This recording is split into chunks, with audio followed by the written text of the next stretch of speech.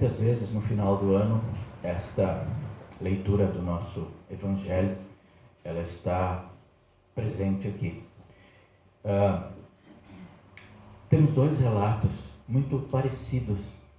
Nós temos a história de duas mulheres, duas senhoras, duas viúvas, que elas estão separadas por séculos. Uma viveu muitos séculos antes da outra, mas o que acontece com elas é idêntico. Nós estamos diante de uma senhora que lá no Antigo Testamento vivia numa cidade chamada Sarepta, e um dia chega na sua casa, na sua residência, o profeta Elias. Ele tinha uma missão de Deus, levar conforto, consolo e a palavra de Deus àquela localidade. Mas aquela localidade sofria amargamente com uma seca muito grande, e numa região 100% agrícola, cultura de subsistência, a seca é a maior inimiga que alguém pode ter. Além de ser seco, ela era viúva. E vocês sabem que a viúva dos tempos bíblicos sofria em dose dupla. Além da perda do seu companheiro, ela também não tinha benefícios sociais. Ela dependia tão e exclusivamente dos seus filhos. Mas se ela não tivesse filhos em idade de trabalho, se ela não tivesse irmãos, se ela não tivesse parentes, ou se os irmãos já estivessem comprometidos com as suas famílias, o que sobrava para essa viúva dos tempos bíblicos era a mendicância. Ela precisava mendigar. Olha a situação da viúva. Elias chega e diz: olha, prepare um pão para mim, eu quero água, eu estou com fome. Mas ela diz: olha, Senhor, tudo o que nós temos é um pouquinho de farinha e azeite, e dá para fazer um pão para eu e o meu filho comer, filhinho pequeno. Depois disso, é só esperar a morte. Mas Elias diz: no poder de Deus, faça um pão para mim. Esta viúva vê ali em Elias uma ordem do próprio Deus. E na fé, ela então faz o pão. E para sua surpresa, Elias fica muitos dias hospedado na sua casa. E todo esse tempo não falta farinha, não falta azeite. Ela acreditou nas palavras de Elias. Elias ali representava Deus pedindo algo para ela, pedindo para ela mostrar o tamanho da sua fé. E a fé da viúva de Sarepta foi uma fé inabalável. E diante da fé inabalável, Deus não resiste. Ele ama, Ele devolve, Ele abençoa. Ele enche não de prazeres terrenos, de bens, mas Ele enche de alegria e de satisfação. E Ele nos dá todo o necessário. Olhando séculos depois para o segundo texto do nosso Evangelho, nós temos algo semelhante. Ali está Jesus. E Jesus quer nos mostrar hoje algo parecido, algo semelhante. Ele está no templo e Ele observa como as pessoas ofertavam. Para a gente entender um pouco os tempos de Jesus, haviam 13 cofres, 13 gasofiláceos, 13 urnas onde eram colocadas as ofertas. 2 delas eram para a oferta do templo e as outras eram para ofertas para diversos fins. É como se nós hoje tivéssemos aqui 13 pratos de oferta e em cada um deles a gente colocava, olha, esse aqui é para o combustível do carro do pastor, esse aqui é para pagar água e luz, aquela oferta é para pagar o telefone, aquela oferta fica para manutenção e limpeza da igreja, mas essas duas aqui são as ofertas para o Senhor. Então nós poderíamos escolher aonde nós depositaríamos a nossa oferta. E Jesus observa as pessoas entrarem, e ali Jesus olha os próprios dirigentes da igreja, os próprios sacerdotes principais, os escribas, aqueles que eram os doutorados na lei, aqueles que precisavam escrever os manuscritos da Bíblia, fazer cópias. Eles entendiam da palavra de Deus, eles tinham conhecimento, eles trabalhavam com ela todo o tempo, se mostravam religiosos, faziam grandes orações, davam grandes ofertas. Porém, Jesus abomina essas ofertas, porque ele diz que elas estão escondidas no mau caratismo e na hipocrisia deles. Eles eram os responsáveis pela igreja, e não muitas vezes eles defraudavam essas viúvas, tiravam os seus bens, se colocavam na posição de ajuda na administração quando elas ficavam viúvas, mas na verdade as roubavam. Sim, Jesus expõe um problema muito difícil para a época, e Jesus os vê colocando grandes somas. Textos bíblicos também dizem, relatos de época, ou melhor, que muitos deles levavam muitas moedas, e então colocavam uma por uma, e ficavam muito tempo colocando moedas, como quem dissesse: olha, como eu estou ofertando bastante. Eram vasos como se fossem de barro, com um gargalo fino em cima. Enquanto a moeda caía, ela fazia um barulho, e quanto mais barulho fazia, mais eles se ensoberbeciam. E Jesus está em êxtase e diz: olha, não é por aí o caminho. E ele faz uma contrapartida com uma viúva, exatamente como nos moldes de Sarepta.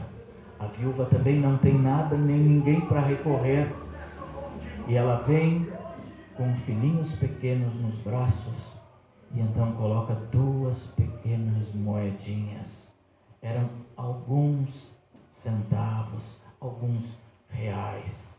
E diz Jesus: isso que é oferta. Porque na verdade aqueles ricos deram do que sobrava. Eles não venciam gastar tudo, eles não precisavam de tudo isso para viver. Mas esta viúva pobre deu tudo o que tinha. O texto bíblico original diz mais ou menos essas palavras: ela deu toda a sua vida. Aquelas pequenas moedas eram um pouquinho de farinha da viúva de Sarepta. E esse é um exemplo a ser seguido. Jesus engrandeceu aquela viúva pobre. Para nós hoje, o que Jesus quer dizer? Tanto o exemplo da viúva de Sarepta como o exemplo dessa viúva pobre, nos tempos de Jesus, elas querem nos mostrar o seguinte: quando nós, muitas vezes, trabalhamos a semana inteira, nós estamos cansados, tudo que nós mais queremos é ficar em casa, ou não é? As pessoas querem o final de semana para descansar, querem ficar com a família, mas de repente vem uma ligação para mim, ou um WhatsApp, dizendo: olha, temos que nos reunir, temos um trabalho lá na igreja, poxa, tem uma promoção na igreja, temos que trabalhar para o Senhor.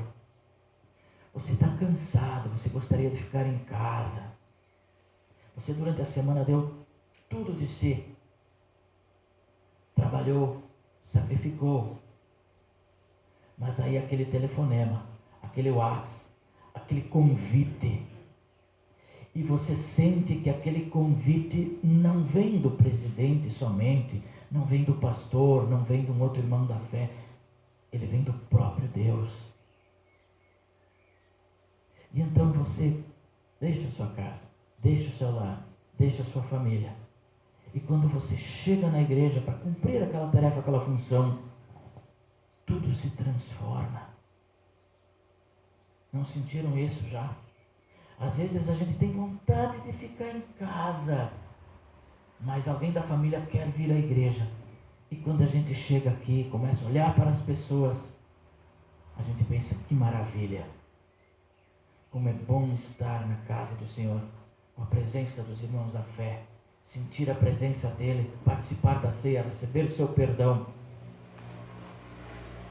A gente oferta o nosso tempo, a gente oferta também a nossa oferta financeira, porque a gente vê que por trás disso tem um Deus que nos protege, tem um Deus que nos dá muito mais do que nós merecemos, e Ele sempre providencia todo o necessário para o nosso corpo e para a nossa alma.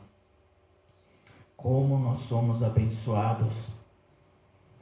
Falava eu esta semana com um pastor que esteve na África, missão da África. Ele disse, olha, é muito difícil o trabalho lá. As pessoas não têm as necessidades mais básicas. Falam que o Brasil tem miséria. Até tem, dizer. Mas vai para a África para te ver o que é miséria. Como nós somos abençoados. Produzimos 5 vezes mais alimentos do que nós podemos comer.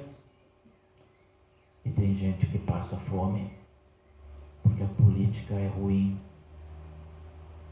A política é pretensionista. Ela distribui aos pouquinhos e um pouquinho mais em época eleitoral. É o jeitinho humano. Não é nem o jeitinho brasileiro, porque o jeitinho humano existe em todos os lugares do mundo. Como nós somos abençoados. Então nós somos desafiados a também dar algo de nós, dar o melhor de nós. Sabe que essa semana eu conversava também com um pastor, conversei com muitos pastores, porque nós precisamos arrumar palestrante para o congresso de servas do ano que vem.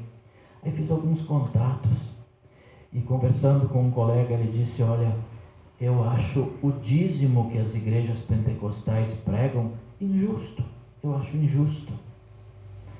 Aí eu pensei, mas de que jeito você acha injusto? Diz ele, olha, você pegar uma viúva pobre que ganha R$1.000 e exigir dela 10%, e você pegar uma pessoa muito abastada que tem uma renda de R$20.000 por mês e exigir 2.000 dele, ainda sobra 18 para ele.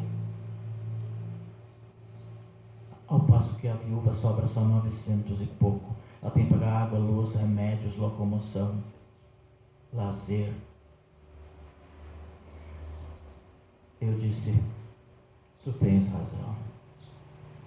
Então Jesus olha também para nós nesse sentido. E assim como ele olhou para aquela viúva pobre, ela deu tudo o que tinha. Nós somos conclamados a também dar o nosso melhor. E eu sei que temos gente aqui que dá muito mais do que o seu melhor, dá realmente o seu sacrifício. Basta nós vermos o empenho no trabalho, nas promoções. A semana passada foi emocionante para quem esteve aqui. Maravilhas aconteceram. Os desafios que nós temos pela frente são grandes. E todos estão ofertando, não somente a sua oferta financeira, mas também o seu tempo.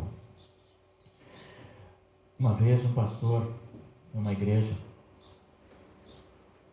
pregou sobre a necessidade de uma reforma na sua igreja. E ele conclamou a todos os membros que naquele mês eles fizessem um sacrifício. Havia um menininho de 5 anos que escutou aquilo. Ele não entendia direito o que era sacrifício. Mas no seu entendimento, ele sabia que ele precisava fazer algo grandioso. Durante a próxima semana, a mãe dele, fazendo a comida, fritou uma coxa de galinha para ele. Colocou no prato junto com a comida. Ele pensou, agora eu vou fazer um sacrifício, eu vou tirar algo de mim. Ele pegou a coxa de galinha e foi levar para o cachorro. Era o que ele entendia como um sacrifício.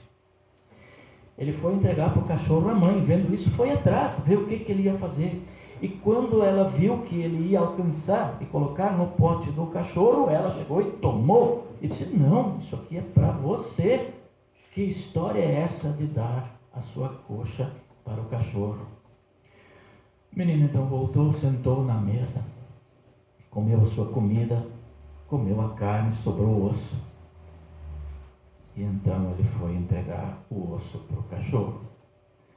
Aí ele se abaixou e disse no ouvido do cachorro: eu queria fazer um sacrifício ao teu favor, mas minha mãe só deixou eu te dar esmola.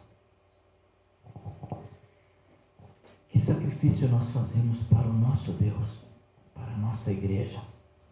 O quão agradecido eu tenho sido. Vamos pensar como nós temos vivido a nossa caminhada com Deus. Quanto eu tenho ofertado? Será que eu não posso ofertar um pouco mais? Será que Deus se alegra com a minha oferta? Deus nos chama a ofertarmos os nossos dons, os nossos serviços, e não apenas ofertarmos financeiramente. Nós somos chamados a ofertar financeiramente em gratidão e com fé pelas bênçãos e pelo cuidado que Deus tem tido para conosco. Deus se alegra com a nossa oferta e Ele quer cada vez mais. Ninguém oferta para o pastor, para o presidente, para o tesoureiro. Nós ofertamos para Deus, na certeza de que tudo aquilo que aqui é entregue é investido da melhor forma, com muita economia e com muita oração e com muita devoção. Que Deus abençoe o ofertar de todos nós, que nós continuemos sempre alegres e vibrantes no trabalho do Senhor, porque nele jamais será em vão. Amém? Nos coloquemos de pé. Que a paz de Deus, que vai muito além do nosso entendimento humano, que ela guarde os nossos corações e mentes em Cristo Jesus para a vida eterna. Amém.